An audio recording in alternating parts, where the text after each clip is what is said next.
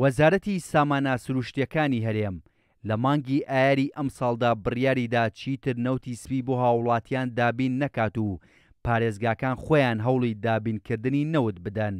بۆ مەبەستە لە سنووری پارێزگای سلێمانی مۆڵەت دراوەتە کۆمپانیایەک بۆ هێنانی نەوت.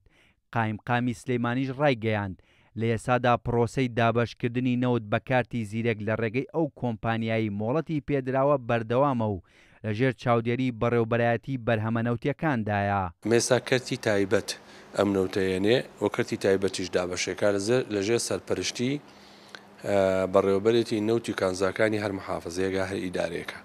ئێستا لە سلێمانی بەو شێوەیە دابەشەکرێ هەر بۆ بە چاوڕوونی هاوڵاتیان نرخی ئەو بەرمیلە نەوتە بە پێی کەرتی تایبەت کە ئێمە محافزەی سلێمانی پارێزگای سلێمانی ڕێکەوتووە لەگەڵ کۆمپانیایە کە کۆمپانیای کەش داواکاریان پێشکەش کردووە کە تەمە ناکەین ئەوانیش بێن بۆی نرخی هەر بەرمیلێنەوت بۆ هاوڵاتیەک بۆ خێزانێک دابەزێ بە 48,000 دینار ئێستا ئەگاتە دەستی هاوڵاتی و ئەو پسوڵەی 25شی کە دابش کراوە پار ئەوە حکومەت دابەشی کردووە و حکومەت یابێ نەوتەکە باچکە پارەکە خەڵک پارەی کۆبوونەکەی یاوە یابێ پارەی ئەو کۆبوونانە لە ڕێگای وەکیلەکانەوە بۆ خەڵک بجێڕێتەوە. نەوتەش بە کارتی زیرەک دابەشەکرێت. سەرۆکی لیژنەی سوتەمەنیش لە ئەنجومەنی پارێزگای سلێمانیش ڕایگەیاند وەزارەتی سامانە سروشتیەکانی هەرێم هاوکاری پارێزگای سلێمانی نەکردووە بۆ دابینکردنی سوتەمەنی.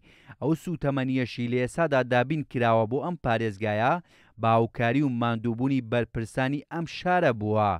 ئێمە وەکو پارێزگار هیچ دامێکمانە هیچ پارێکمانە دام بکەین بۆ سوتەمەنی لە هەموو دنیا وزارەتەکە دامەکە یعنی ناکرێ وزارەت کە وزارەتی سامانە سروشتەکانە سەربەت و سامانی پارێزگاکە ببا هیچ پارێک نەداتە پارێزگاکە دوای ئەوە خۆشی بڵێ بڕۆ خۆتان نەوتی سپیدان دەستکەوێت ئێمە بەچی دەستماکەوێت ئەوەی کە هەمانە بە عیلاقات دەستماکەوتو ئەمە ڕاستەکەیەتی ئەوەی کە هەمانە بە عیلاقاتی پارێزگاری پێشوو ئەم پارێزگاری ئێستا لەگەڵ ئەنجومەنە لەگەڵ پەرلەمانتارەکانی عێراقدا لەگەڵ ئەحزابەکان بە تایبەتی یەکێتی و گۆڕان لە ئێستادا نزیکەی 30 ملیۆن لیتر نەوت بۆ هاوڵاتیانی ناوچە دوورەدەست و شاخاویەکان دابین کراوە. لە بەرامبەر پێدانی هەر بەرمیلێک نەوتیشدا بڕی 48,000 دینار لە هاوڵاتی وەردەگیرێت. ئەمە لە کاتێکدایە ساڵانی ڕابردوو بڕی 41,000 دینار لە هاوڵاتی وەردەگیرا. وەک بەرپرسانی سلێمانیش دەڵێن لە ئێستادا چەند کۆمپانیایەک داوایان کردووە مۆڵەتیان پێ بدرێت بۆ هێنانی نەوتی سپی. ئەمەش دەبێتە هۆکارێک بۆ کەمکردنەوەی ئەو نرخەی ئێستای سوتەمەنی.